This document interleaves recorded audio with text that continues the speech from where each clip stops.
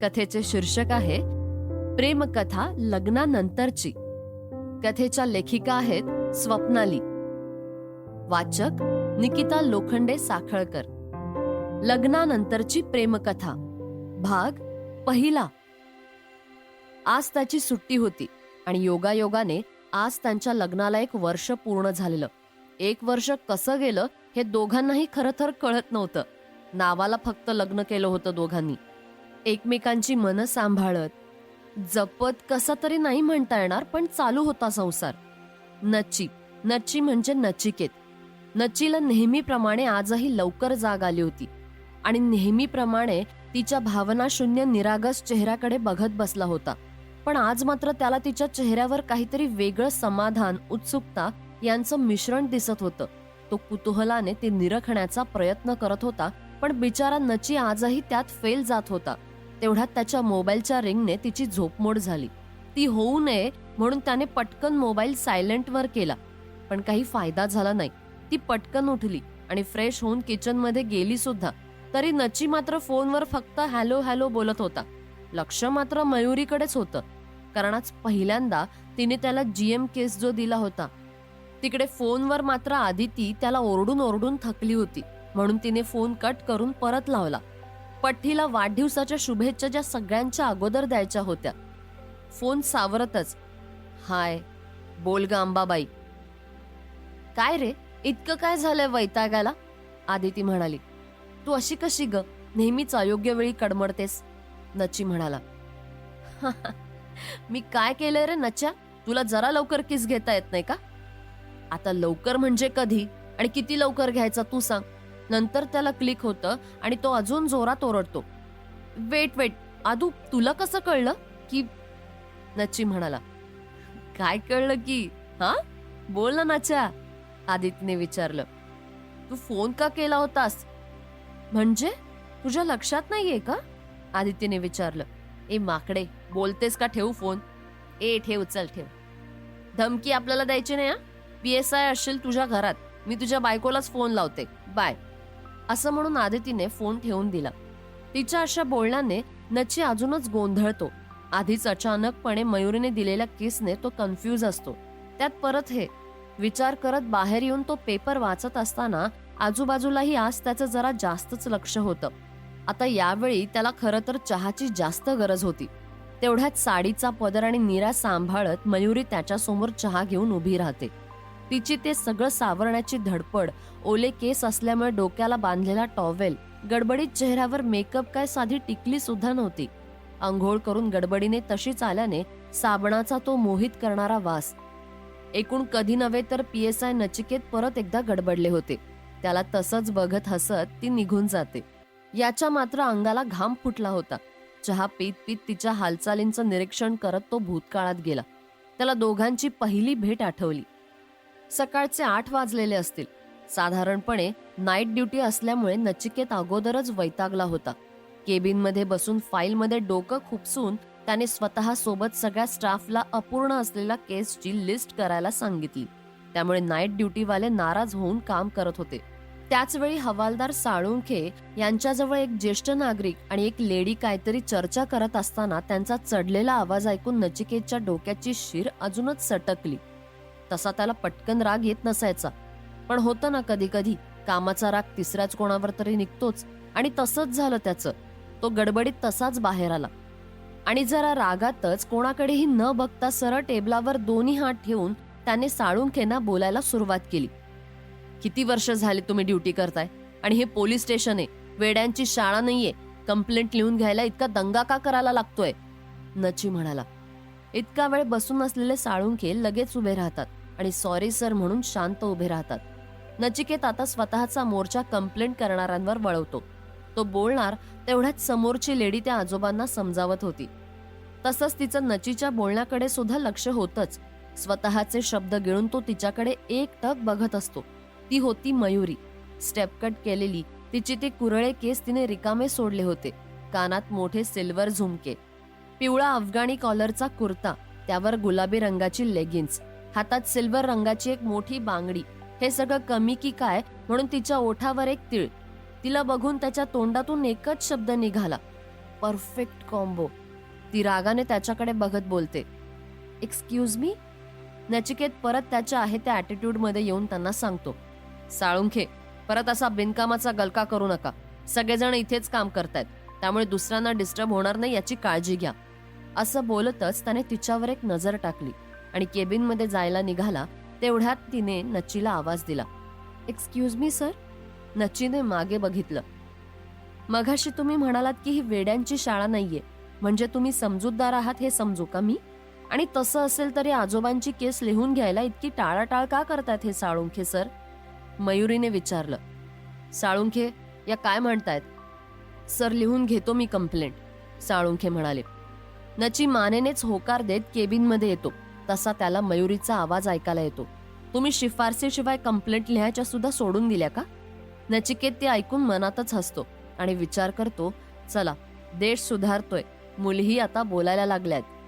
साधारणतः 10 वाजता नचिकेत काम आटपून घरी जायला निघतो तर साळुंखेकडे त्यांचं लक्ष जातं. तो साळुंखेंना विचारतो की मगाशी केलेली कंप्लेंट दाखवा. ती बघून त्यावर तो नाव वाचतो, मयुरी पवार. घरी आल्यावर सगळं आटपून तो बेडवर झोपलेला असतो, पण मयुरी काय त्याचा पिच्छा सोडत नसते. नकळत त्याचे हात मोबाईलवर फिरायला लागतात. स्वतःचं फेसबुक चालू करून तिला सर्च करतो. योगच म्हणावा की तिचं प्रोफाईल सापडायला त्याला वेळ लागत नाही. तिचा फोटो बघून तो लगेच तिला ओळखतो. स्वतःच्या नकळतही तो तिची प्रोफाईल चेक करत असतो. तिचे फोटो बघतच तो अचानक थबकतो, कारण तिच्या अल्बममध्ये तिचा आणि तिच्या नवऱ्याचा असा एकत्र असलेले खूप फोटो होते. ते सगळं बघून तो विचार करतो. आज जेव्हा तिला पाहिलं तेव्हा कुठेच तिचं लग्न झाल्यासारखं वाटलं नाही किंवा तिचं मंगळसूत्रही दिसलं नाही. त्याचं दुसरं मन त्याला सांगत होतं की आजकाल कुठे सगळ्याच मुली मंगळसूत्र वापरतात. मनात विचार चालूच असताना प्रोफाईल बघणंही चालू होतं. किती छान दिसते ही मंगळसूत्र आणि साडीमध्ये, नची म्हणाला. आपण काय विचार करतोय असं वाटून तो फोटोमधून बाहेर निघतो आणि तिची टाइमलाईन चेक करतो. अजून एक धक्का त्याला तिथेच बसतो. तिचा 2 महिन्यापूर्वी डिवोर्स झालेला त्याला कळतो. तो पटकन तिचं स्टेटस पाहतो तर ते डिवोर्स्ड असं होतं. तो मोबाईल बंद करून झोपण्याचा प्रयत्न करत असतो, पण त्याचं मन कुठे त्याचं राहिलेलं असतं का? मयुरीची परिस्थिती ही काही वेगळी नव्हती. ती पूर्ण रस्त्यात आणि घरी आल्यावरही फक्त हाच विचार करत होती की आपण त्यांना खूपच बोललो का? पण मग ते का असे मध्येच येऊन मोठ्याने बोलायला लागले? आणि ॲटिट्यूड तर असा होता की स्वतःचं पोलीस स्टेशन आहे. पण त्यांचंही बरोबर आहे, शांतता राखणं गरजेचं आहे. मग मी उगाचच बोलले का? बापरे, मयुरी किती कन्फ्यूज होशील. बस कर ग असं कन्फ्यूज होणं. काही दिवसांनी ऑफिसमध्ये मयुरीच्या एका कलिगची पार्टी होती, म्हणून सगळे काय काय ड्रेसअप करणार याची चर्चा सुरू असताना मयुरीला मात्र जायची इच्छा नव्हती. त्यावेळी आदिती तिला येण्यासाठी खूप गळ घालत होती. पार्टीमध्ये फक्त 10 मिनिट थांबणार हे कबूल करून मयुरी तयार झाली. संध्याकाळी तयार होऊन सगळे जमले खरे, मयुरीचं लक्ष मात्र घरीच होतं. बेचैन होऊन ती एका कोपऱ्यात उभी होती. तेवढ्यात आदिती तिथे येऊन तिच्या सोबत बोलायला लागली. काय ग मयू, तू अशी एका कोपऱ्यातच उभी राहणार होतीस, मग 10 मिनिटं येणार म्हणून कबूल का झालीस? नव्हतं यायचं. मी म्हटलं माझ्या कॉलेजच्या फ्रेंड सोबत तुझी ओळख करून द्यावी, तर तू तेच रटाळवाणं तोंड फुगवून बसलीस, आदिती म्हणाली. मला मुळातच अशा टवाळक्या पार्ट्या करणं आवडत नाही, आणि या असल्या पार्ट्यांमध्ये तुझे ते टवाळके फ्रेंड्स असणारच ना. एक्सक्यूज मी डिअर, मी एक सरकारी क्लास 2 ची ऑफिसर आहे, सो माझे फ्रेंड्स सुद्धा तसेच असतील ना, आदिती म्हणाली. अगं बाई, मज्जा केली, ते सुद्धा कळत नाही का तुला? तिचे गाल ओढत मयुरी म्हणाली. ते जाऊ दे, तिकडे चल, माझे भरपूर मित्र आलेत, मी ओळख करून देते. असं म्हणत आदिती तिला ओढत घेऊन गेली. पार्टी एकदम साधी होती, पण मस्त हिरवाईनी नटलेल्या एका हॉटेलच्या लॉन मध्ये होती. दोघीही एका मुलांच्या घोळक्याजवळ आल्या. सगळ्यांची ओळख करून झाली आणि एका पाठमोऱ्या व्यक्तीवर तिची नजर पूर्ण वेळ होती. तिच्याजवळ येत आदितीने ओळख करून देत ती म्हणाली, मयुरी, मीट माय लंगोटी फ्रेंड नची, आय मीन नचिकेत लाटणे. असं म्हणून ती हसायला लागली. आता मयुरी आणि नची पूर्णपणे गोंधळून गेले होते की हिला काय झालं अचानक. मयुरी तिला कोपरा मारत डोळ्यानेच इशारा करत विचारण्याचा प्रयत्न करत असते की काय बावळटपणा आहे हा. आदिती हसतच बोलते, अगं हो, सांगते. याचं आडनाव लाटणे म्हणजे एकदम युनिक आहे. याला ना आम्ही लहानपणी लाटण्या म्हणायचो. आता काय बाबा, PSI झालाय म्हणून नच्ची बोलावं लागतं. काय सांगावं, कधी अब्रू नुकसानीचा दावा ठोकेल माझ्यावर, हं?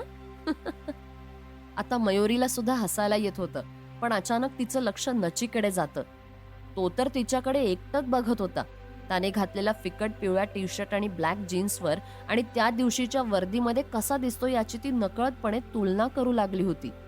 तिला पोलीस स्टेशनमधला नची नकळतपणे जास्त रुबाबदार वाटत होता. नची ही चुंबकासारखा तिच्याकडे खेचला जात होता. मनातच त्याचं विचारचक्र कधीच चालू झालं होतं की नशीब इतकं कसं माझा विचार करू शकतं. आता या क्षणापर्यंत मला तिची आठवण येत होती, जिच्या आठवणीसाठी मी पार्टीला येणार नव्हतो, ती साक्षात माझ्यासमोर उभी आहे. या ग्रे कलरच्या साडीत कसली सुंदर दिसतीये ही. पण चेहऱ्यावर उसनं हसू का आणलंय माहित नाही. त्या दिवशी पण अशीच होती आणि आजही अशीच. खूप बोलका चेहरा आहे यार हिचा. दुःख लपवायचं म्हटलं तरी लपवता येत नाहीये. यार आदितीच्या तर लोटांगण घालून पाया पडणार आहे. तेवढ्यात आदिती त्याच्या चेहऱ्यासमोरून बोटं फिरवत त्याला शुद्धीवर आणते आणि हसून बोलते, अरे गेली ती, आणि जरा चुकीच्या ठिकाणी प्रेमात पडलायस तू. नची नकळतपणे तिला बोलून जातो, चुकीच्या नाही ग, पहिल्यांदाच प्रेमात पडलोय.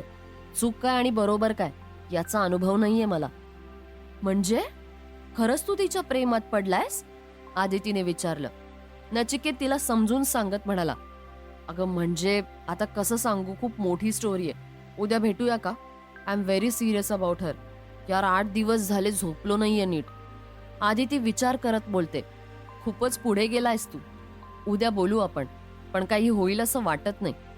दुसऱ्या दिवशी ऑफिसमध्ये दोघेही भेटतात, पण आदिती मुद्दामून काही बोलत नाही. ऍक्च्युली तिला काही माहीत नव्हतं, पण मयुरी मात्र इकडे कालपासून बेचैन झाली होती. आदितीला कसं विचारायचं हे तिला समजत नव्हतं. आदिला तिची बेचैनी समजत होती, पण मीच का विचारू म्हणून ती शांत होती. शेवटी न राहून काही वेळाने मयूने तिला विचारलंच, का ग, तुझा कोणता मित्र PSI हे कधी सांगितलं नाहीस तू? आता त्यात काय सांगायचं, आणि तसा कधी योगायोग सुद्धा आला नाही. पण तू असं अचानक का विचारतेस? काय झालंय का मयू? आदितीने विचारलं. मयुरी अडखळतच बोलते, अगं तसं काही नाहीये ग, पण त्या पोस्टची हाऊस होती ना एकेकाळी, पण सुहासमुळे मी लक्षच दिलं नाही. जाऊ दे, ती पवार बिल्डर टॅक्सची फाईल तेवढी चेक करून बघ ना एकदा. संध्याकाळी आदू आणि नची एकमेकांना नचीच्या घरी भेटतात. आदूने हाफ डे घेतला होता. खरं तर आदू ही त्याची एकमेव जवळची मैत्रीण होती. लहानपणीच आई वडिलांना पोरका झालेला नची आत्या आणि मामांकडे वाढला होता. दोघांनाही मूल नव्हतं, म्हणून त्यांनी नचीला खूप जीव लावला होता. पण 1 वर्षापूर्वी दोघेही ऍक्सिडेंटमध्ये गेले होते. आत्याजवळ राहायला असताना आदूही त्याच्या शेजारी राहायला होती. शांत असलेल्या नचीला तिने चांगलंच खोडकर बनवलेलं होतं. सरकारी अधिकारी व्हायचं असा दोघांचा अट्टाहास असल्याने एकत्रित अभ्यास करून एकाच वेळी दोघांनी पोस्ट मिळवली. पण नची PSI झाला आणि आदू STI. आता जस्ट त्यांची पोस्टिंग एकाच ठिकाणी झालेली, त्यामुळे भेट सारखी होत होती. पण आजच्या भेटीचा उद्देश जरा वेगळा आणि गंभीर होता. नची पटकन उठतो, तू आधी सांग, तू माझी हेल्प करणार आहेस की नाही? हे बघ, शक्य आहे की नाही हे आपण नंतर बघू, पण तू आधी माझ्या प्रश्नाचं उत्तर दे. नचिकेत आदूला म्हणाला, मी तर नेहमीच तयार आहे रे, पण एक कंडिशन अप्लाय. आदू, माझं मयुरीवर खूप प्रेम आहे. म्हणजे मला सारखा तिचा चेहरा आठवतो. तिचा तो पोलीस स्टेशन मधील रागाने लाल झालेला चेहरा दिसतो आणि मला आपोआप हसायला येतं. मला ना ती माझ्यासारखीच वाटते, लाजरी बुजरी, पण वेळ आल्यावर एकदम खंबीर राहणारी. मला माहितीये, एकमेकांचे विचार वेगळे असलेली व्यक्ती एकमेकांसाठी एकदम परफेक्ट असतात, पण आम्ही तसे नसू. But I think something is between us, something different, can't explain it. त्याला थांबवतच आदू म्हणाली, एक मिनिट, तू खूप विचार करतोयस. तुला सगळं माहित नाहीये कदाचित, म्हणून तू असं करतोयस. आदू म्हणाली, मला सगळं माहितीये. हेच ना की तिचं ऑलरेडी लग्न झालेलंय. नची म्हणाला, तू खूपच माहिती घेतलेली दिसतीयस. म्हणजे तू पुढचा विचार करून पुढचा प्लॅनही केलेला दिसतोय. मग आता सगळं कसं काय करायचं ते सांग. आदू म्हणाली. नची तिला थांबवत, वेट, सगळ्यात आधी मला तिला जाणून घ्यायचंय. मला वाटतं तशीच ती असेल तर मला तिच्या इतर गोष्टींना काही फरक पडत नाही. इनफॅक्ट तिच्या पास्ट विषयी मला देणं घेणं नाहीये. नची म्हणाला. 1 मिनिट नची, तिचा पास्ट तर तुला ऐकावाच लागेल. तुम्ही पुरुष दोन्ही बाजूने बोलता. एकदा बोलता की भूतकाळ सांगायची गरज नाहीये, पण जेव्हा भूतकाळ अचानकपणे वर्तमानात डोकावला की तुमचा अहम खूप दुखावतो. मग तुमच्यातील पुरुष जागा होऊन त्याचा त्रास त्या स्त्रीला होतो. आधीच एकदा ठेच खाल्लेली ती परत एकदा खूप विश्वास ठेवून तयार करण्यात आलेल्या नात्याकडे संशयित होऊन बघते आणि मग डोक्यात उरतो तो फक्त मनस्ताप. आदू म्हणाली, बापरे आदू, तू कुठे जाऊन पोहोचलीस? मला इतकंच ओळखलंस का तू? हा, आता काय बोलू मी? नची म्हणाला, काही बोलू नकोस तू, फक्त 2 मिनिटं मी काय सांगते ते ऐक. मयुरी माझ्यासोबत STI झालेली, ट्रेनिंगला आम्ही एकत्रच. ती आणि तिचा अभ्यास यातच असायची नेहमी. मॉडर्न ड्रेस घालणारी, मॉडर्न विचारांची मयू एकलकोंडी होती तिच्या फॅमिली बॅकग्राऊंडमुळे.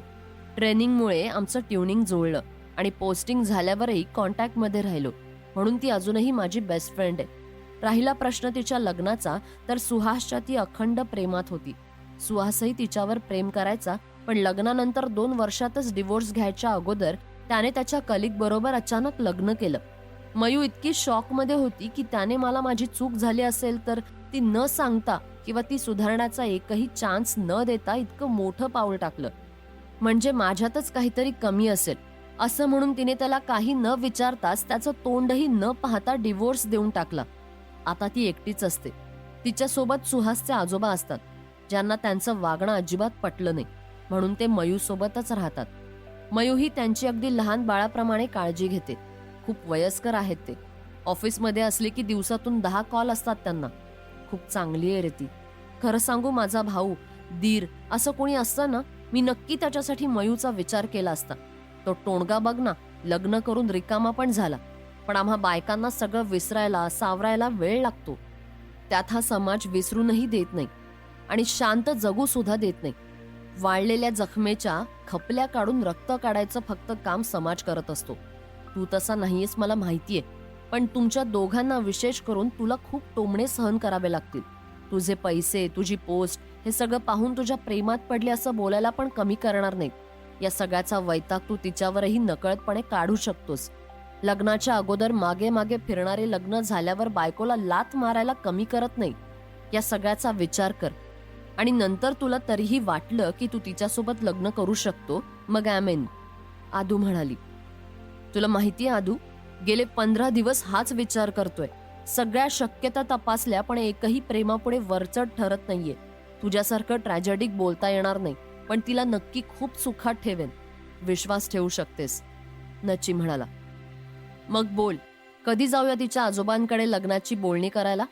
आदू म्हणाली. नची अविश्वासाने तिच्याकडे बघत बोलतो, काय लग्न? असं तिला न विचारता? तुला मी चांगली ओळखते रे. तू तिच्यासोबत लग्नाला तयार असणार हे मला माहिती होतं. तरी पण मी जे बोलले ते आपल्या समाजातील एक सत्य आहे. ते म्हणतात ना, कडवा सच. पण तुझं उत्तर माहित होतं म्हणून पुढचा प्लॅन तयार केलाय मी. आदू म्हणाली. आदू, यू आर जस्ट इम्पॉसिबल. आणि कसला प्लॅन? नचीने विचारलं.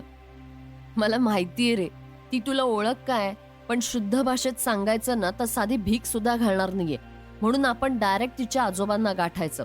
मी त्यांना चांगली ओळखते, ते नक्की तयार होतील. मग आजोबांना सोबत घेऊन तुमचं करायचं की होते. शुभमंगल सावधान. आदू, मला हा प्लॅन अजिबात आवडला नाहीये. मुळातच इतक्या सुंदर गोष्टीसाठी प्लॅन करायचाच कशाला? नची म्हणाला. मग लग्नाचं विसर तू. Are you sure Adu? हो, 101%. तू फक्त माझ्या सोबत यायचंयस आणि तेही उद्याच. जास्त वेळ दवडण्यात अर्थ नाहीये.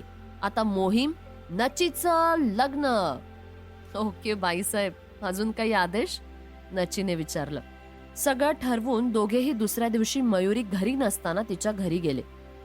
त्याच्या दुसऱ्या दिवशीच सकाळी पोलीस स्टेशनमध्ये मयू एकदम तावातावाने पोहोचली.